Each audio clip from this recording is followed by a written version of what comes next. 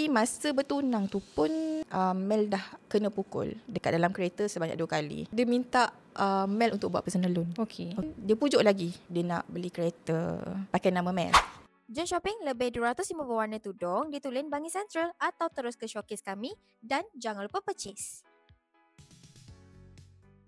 Kenalan tu manis selama 6-8 bulan dan decide untuk tunang.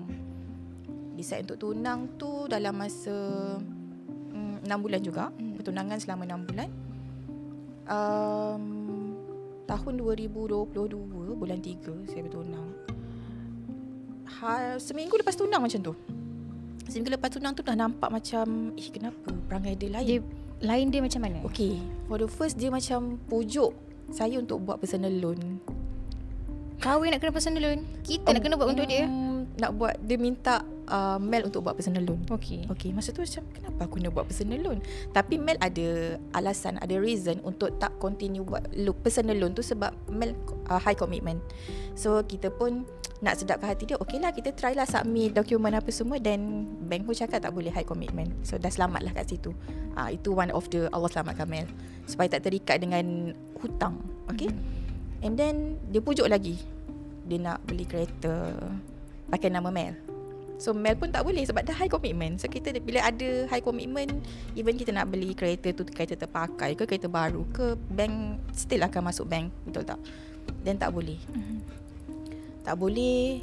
Kat situ dah nampak dia macam ada macam marah. Dia dah start macam peli-peli kita, marah-marah kita. Macam kenapa macam ni kan? Dulu masa sebelum bertunang tak macam ni. Tapi bila dah bertunang minta ni, minta tu, minta ni, minta tu. Patutnya lelaki yang kena provide perempuan, bukan perempuan yang provide lelaki. So sekarang ni dia jadi terbalik. So benda tu macam okey, tak apa. Mel berfikiran baik. Mel positif. Mel cakap mungkin ni ujian tunang. Macam tu lah Mel fikir macam okay, ujian tunang tak ada apalah kot. So bertahan sampailah perkahwinan. Tapi masa bertunang tu pun dalam bulan kedua, bulan ketiga Mel dah kena pukul masa bertunang tu dekat dalam kereta sebanyak 2 kali. Sebab dipukul? Dia macam benda yang sangat-sangat kecil tapi dijadikan besar. Sebab Mel pun belajar berkenaan dengan kenapa lelaki ni macam ni. Kita dapat tahu yang dia tu narsistik. So macam takkanlah dia macam ni. Tapi tak percaya lagi. Tak apa, kita bagi peluang. Mungkin lepas kahwin dia berubah. Tapi kesalahan Mel ialah kita takkan boleh ubah orang.